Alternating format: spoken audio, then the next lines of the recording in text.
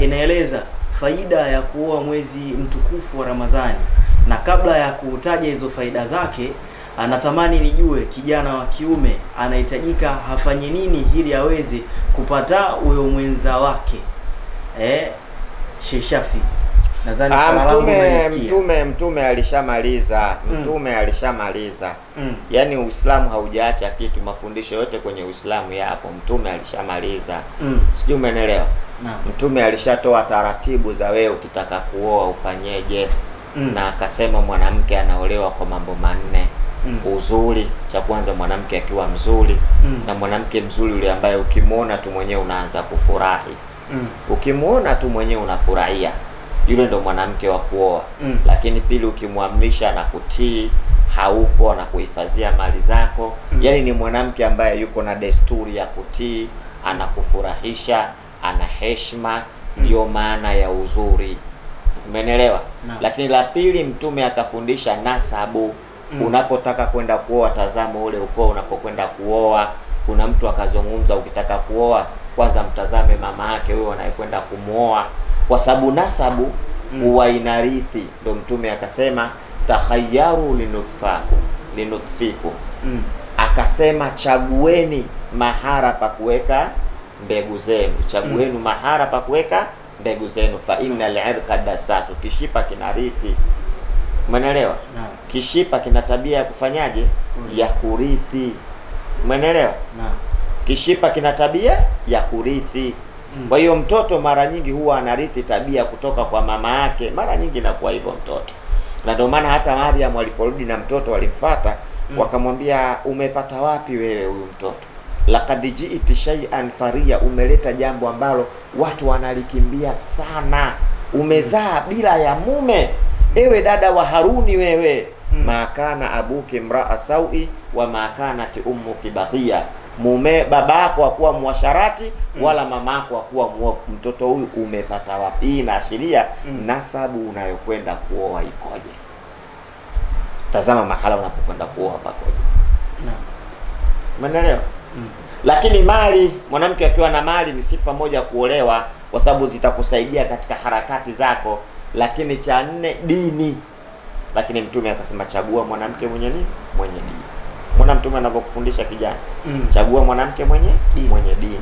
Unapotaka kuoa first, wewe chaguo lako kwanza ni nini? Ni dini. Umenipata? Lakini mtume angeshi hapa angekosea, kwa sababu angekuwa kakupa wewe mwanamume fursa ya kuchagua mwanamke. Lingetokea teja leo lingetaka kumuoa mwanamke mwenye dini, lingempoteza. Mtume akamfuata yule mwanamke ambaye wewe unamtaka na dini. Akawambia idha atakum man tardawnahu dinahu wa khuluquhu fazawijuhu. Akija mwanamume atakumua binti yenu, mtazameni dini na tabia. Mwana vigezo? Wewe unatazama dini, wewe unatakiwa utazamwe dini na nini? Na tabia. Kwa sababu wako watu wana dini, wana tabia mbaya. Kama tunakuta walimu wa madrasa wanabaka wengine. Tunakuta walimu wa madrasa wananyanyasa wanafunzi. Mwalimu wa madrasa anavuta bangi. Mwalimu wa madrasa mshenzi. Huyu dini anayo, lakini tabia yake mbaya. Kwa hiyo sasa mtume kaweka kila mtu achague. Sasa hao wakishachaguana, manake wanakuwa wamepata fasaha nzuri kabisa katika maisha. Umenipata vizuri? Kwa hiyo ni kigezo cha kwanza cha kuchagua unaolewa wapi, unaoa wapi. Lazima uchague unaoa wapi na mwanamke anaolewa wapi. Sio mahala tu watu wampeleke mtoto kwa sababu ana pesa. Sio mahala ambapo nyinyi kina mama mtu kaja kwa sababu ana hela ndo amuozeshe mtoto. Leo inafika mahala kuna familia ukienda kuposa wanaweka vikao kwanza. Ataweza kumnunulia mwanangu dhahabu huyu? Au ataka tatizo kubwa, naweza kumnunulia mwanangu dhahabu. Wanatazama mzigo. Nenda kapose mwalimu wa madrasa. Kazi gani mimi mwalimu wa madrasa? Vikao vinaanza, tambisha mwanetu misahafu. Tunawajua hawa, wanagaela hawa. Inapata shida pale. Watu wanakosa kuoa, mwisho wa siku wanaangalia vigezo kwamba nani ana pesa katika kuoa. Kwa hiyo mtume ndugu yangu alishafundisha kwamba tukitaka kuoa tutazame mahala pa kuoa na mwanamke naye atazame mahala pa kuolewa. Inaweza ikawa tatizo, ndio maana ndoa nyingi zinavunjika kwa sababu na watoto hawapati kile sehemu wanaoitaka. Sisi tunatazama mizigo. Hela kwanza. Hela, mwanamke atatazama hela, mwanamume atatazama furushi. Kwamba huyu vimba nyuma. Sasa uzuri huwa unaisha. Uzuri huwa unaisha. Mwanamke akiwa mzuri, umemua miaka 20, mpe miaka 5 mbele. Tumemua chuchu saa 6, zitashuka chini, uso utabadilika. Kwa hiyo kwa sababu wewe umeoa kwa sababu ya uzuri, utakuwa huna shida naye tena yule, kwa sababu tayari kashafanyaje? Kashamalizika. Lakini utataka wapi? Lakini ukioa kwa sababu ya tabia nzuri ya dini, makele kila siku dini inazidi kusonga mbele, ndipo utapofarijika. Utafarijika sana. Lakini ukioa uzuri utaishi. Usihangaike na rangi ya chai bwana. Utamu wa chai ni nini? Sukari bwana. Naam, faida sasa ya kuoa mwezi huu mtukufu wa Ramadhani. Ramadhani faida yake ni kubwa kwamba ukifanya jambo la sunna unalipwa kama faradhi. Umeelewa? Jambo la sunna ukilifanya unalipwa kama faradhi. Kwa hiyo maana yake kama utaoa ndani ya mwezi wa Ramadhani kwa sababu umefanya hilo jambo, utakuwa na malipo makubwa sana sana sana sana. Na sio dhambi kuoa ndani ya mwezi wa Ramadhani. Kuna watu ujue hawaelewi. Wanaweza kusema mwezi wa Ramadhani haifai kuoa. Huu mwezi wa Ramadhani ndio unafaa sana kuoa. Kwa sababu tukifishe sana kufanya ibada, tuoe sana ndani ya mwezi wa Ramadhani. Kwa sababu ndio mwezi wa ibada na kuoa ni swala la ibada. Ila sasa kuna vitu vya kuviepuka. Unaweza ukaoa usiku ikawa vizuri, lakini ukioa mchana, manake ukienda ndani mule angalia usipatwe na matamanio ukaharibu funga yako. Lau kama utaoa utaondoka jioni utaenda kumchukua mkeo, jambo zuri sana. Wala hakuna uharamu kuoa ndani ya mwezi wa Ramadhani, sio haramu. Na faida yake kwamba ukifanya jambo mwezi wa Ramadhani la sunna, unakuwa kama vile umelifanya faradhi. Umefanya faradhi. Utakuoa shehe? Shehe nimekuuliza, nipo kwenye mchakato. Unajua? Kwa nimekuja kupata darasa. Unanipa darasa. Sasa mtu mwanaume ana tattoo au mwanamke ana tattoo au mmoja wao kati yao ana tattoo, anataka aende akamuoe mwanamke au mwanaume ambaye hana tattoo.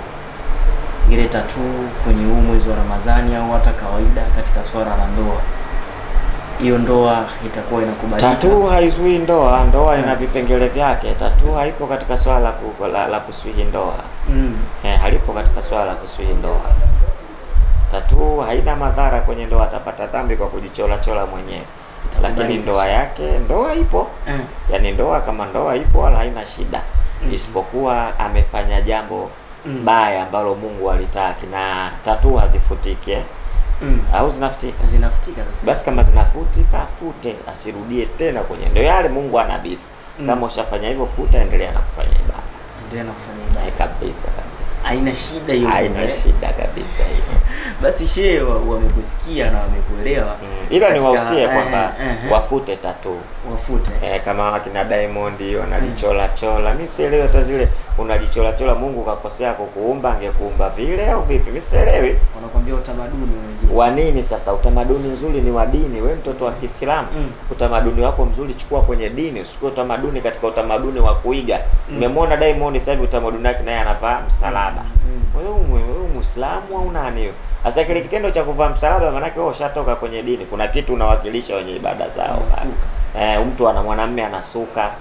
Umejifananisha na mwanamke wewe sasa. Hiyo ni shida na umelaniwa. Mtu ambaye anajifananisha na mwanamke na mwanamume atakajifananisha na mwanamke na mwanamke akajifananisha na mwanaume. Kwa hiyo wasanii kuna vitu wanavyo mwanamke. Umeelewa? Kumiliki mwanamke. Yaani maana yake kumfanyia huduma zote anazohitaji mwanamke. Umeelewa? Kumfanyia huduma zote anazohitaji nani? Mwanamke. Kumlisha, kumvisha. Sawa bwana? Ale vizuri, akoge, yani zile huduma zote za kibinadamu zile. Ukishakuwa unaziweza hizo, unatakiwa kuoa. Na kama uwezi, unatakiwa ujizuilie usioe, kwa sababu usije ukamtesa mtoto wa watu. Ndio unaoa mtoto wa watu kanenepa maisha yamekuwa magumu, umjali. Baada ya miaka 3 mtoto wa watu kakonda, akiwa anakuja ujui yule anakuja au anaenda. Uelewi yule anakuja au anaenda, tayari ushamnyonyesha. Ndio maana Mungu anasema wajizuilie wale ambao hawana uwezo wa kuoa mpaka Mungu atakapowatajirisha. Lakini ukiwa na uwezo na harakati za ndoa, kuvisha, kula, kumpa haki yake. Hiyo ndio kubwa sana, kumpa haki yake. Kufanya wewe unatakiwa uoe. Sasa wewe ukiwa unaoa kwa sababu ya michango utakuwa taira. Yaani mtu unafikiria kwamba hiyo mimi nikioa nitapata michango ya marafiki zangu, ndugu zangu niendeshe maisha.